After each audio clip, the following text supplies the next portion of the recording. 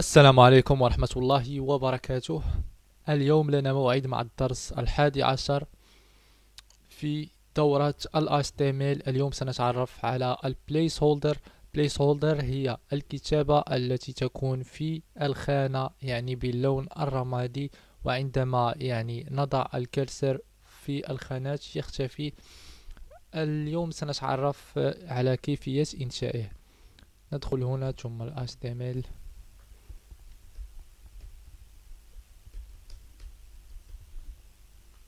ندخل هنا ثم فورم، ثم غادي نكتبو هنايا input text، ثم name ما غاديش نحتاجو name.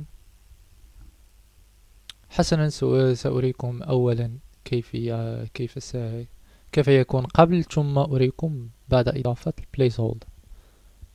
حسنا، كما تشاهدون هنا لا يوجد. كي يتضح أكثر، مثلا نضع B مثلا هنا.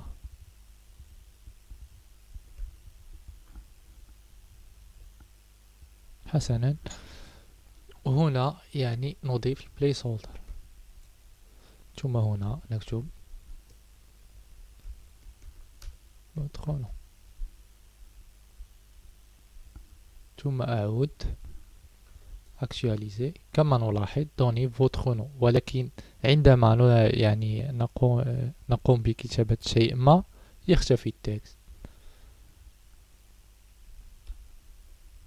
كما نلاحظ، وما إذا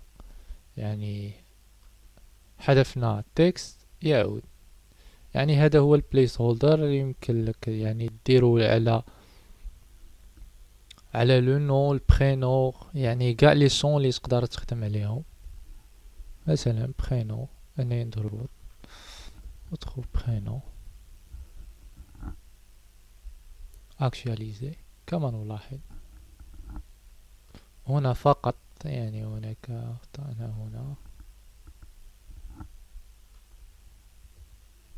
كما نلاحظ، وإذا ما أردنا أن نرجع هذه الخانة إلى الأسفل، فقط نقوم بكتابة هنا بير، ثم نعود actualiser. كما نلاحظ هذا هو البليس هولدر. كنتمنى تكون استفدتوا في هذه الحلقة. المرجو اللي فهم ولو القليل يخلي لايك على الفيديو، وشكرا.